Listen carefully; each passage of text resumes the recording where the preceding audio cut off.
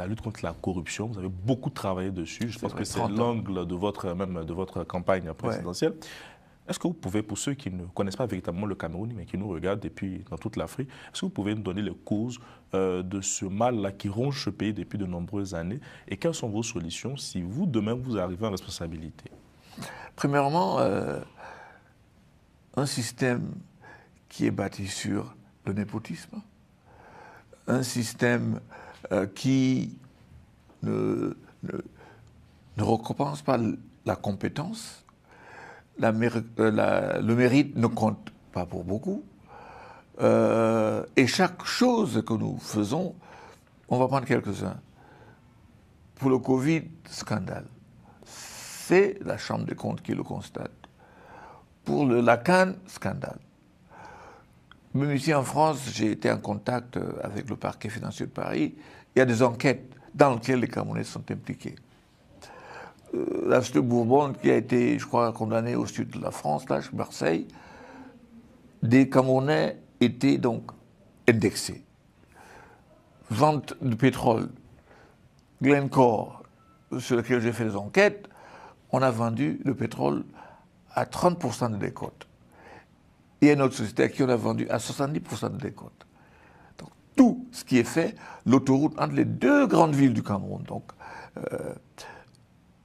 Yaoundé, Douala, capitale politique, capitale économique, depuis 2014, on peine à faire cette route, rien ne se passe. On est mené à 70 km, on avait commencé avec une estimation d'environ 300 milliards, maintenant on en est à 1000 milliards et quelques. Donc rien ne marche. On a dit qu'on passait au péage électronique, ça a été vite construit parce que c'est un marché, les gens, les autres ont eu ce qu'ils voulaient. Et voilà, tout construit, on est toujours manuel. Alors, tout ce qui est fait, on a l'impression que ce qui pousse l'État, c'est, n'est-ce pas, cette maladie de corruption qui ronge même l'État. Si on regarde même le fait que la raffinerie du Cameroun, la seule d'ailleurs, qui se trouve dans le sud-ouest à Limbé, a pris feu il y a 7 ans, 7 ans oui, pas reconstruit. Donc ça nous tue. Parce qu'il contient les devises. Maintenant, on est obligé d'importer le pétrole raffiné. Déjà que c'était pénible d'avoir une raffinerie qui ne raffinait pas le pétrole camerounais. On était obligé d'importer le brut, raffiné et vendre aux Camerounais. Mais là, maintenant, on importe et le pétrole raffiné et on exporte d'autres bruts et dans lequel il y a toutes sortes de deals, comme je viens de décrire. Donc, dans tous les secteurs, que ce soit... tous les secteurs, c'est miné sur les comptes. On a un pays qui est reconnu à l'est du pays d'avoir des ressources minières incroyables. Mais en matière de mines, le Cameroun n'est pas encore, n'a pas une industrie minière. C'est lié tout ça à la corruption. Vous avez... Tout ça, les concessions. Oui. Ouais. Et si vous, demain, vous êtes président de la République, que mettrez-vous en place? Quelles sont les mesures que vous mettrez en place pour freiner ce fléau? Ou même pour l'éradiquer? Oui, éradiquer, je ne sais pas. C'est pour ça que j'ai peut-être freiner. Je sais, j'étais une fois en conversation avec le président Kagame, il m'a dit, écoutez, monsieur le bâtonnier, éradiquer, je ne sais pas, mais zéro tolérance. Si on vous prend, vous payez. Donc, au Cameroun, il faut une transparence. Il faut que les Camerounais sachent combien on produit, qui achète, à quel prix. Les deals là qu'on a maintenant avec Mme Moudi qui est la SNH et Sistar et la société Tradex, bon, comment est-ce qu'on a choisi ceux qui vont entreprendre des travaux? Il y a une opacité totale. Et quand vous interrogez, c'est quand j'ai sorti mes enquêtes, le résultat de mes enquêtes dans l'affaire Glencore, que la SNH, pour la première fois depuis plus de 50 ans, sort maintenant les chiffres de ses ventes. Complètement tronqués, bien sûr, mais voilà où nous en sommes. Donc, je pense que la transparence, la méritocratie, ces deux éléments aident rapidement, n'est-ce pas? Évidemment, on évite l'impunité. Ces deux éléments, à mon avis, vont faire arrêter les choses. Et les Camerounais sont très, très, très, très intelligents. Et ils savent que si c'est dangereux, ils ne le feront pas. Vous avez parlé tout à l'heure de la crise aussi au nord de... Nord-ouest, au sud-ouest, exact.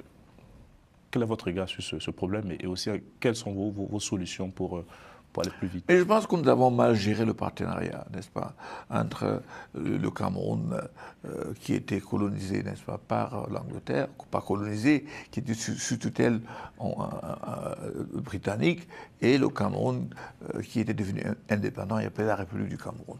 Je pense que ce partenariat, c'est ce que ça a été appelé en 61, dans la création de la République fédérale, ce partenariat a été très mal géré. Ce qui fait que les anglophones minoritaires estiment et qu'ils ont été marginalisés pour avoir la République fédérale du Cameroun. Rien que les anglophones donc ont voté pour la réunification.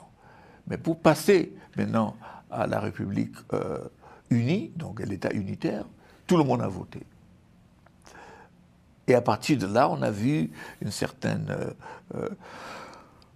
marche qui était dans l'idée d'assimiler donc la minorité, et ça a affecté le système judiciaire, le système d'éducation et tout.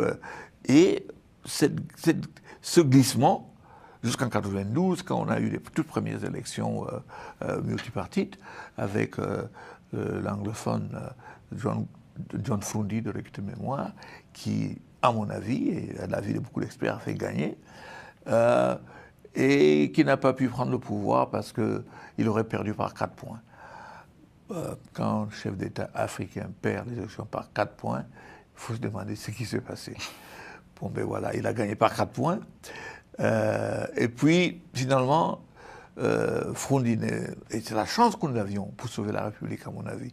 Parce que, imaginez-vous que les Camerounais, en majorité francophone, votent pour un anglophone unilingue et libraire du Nord-Ouest, c'était à Bamenda.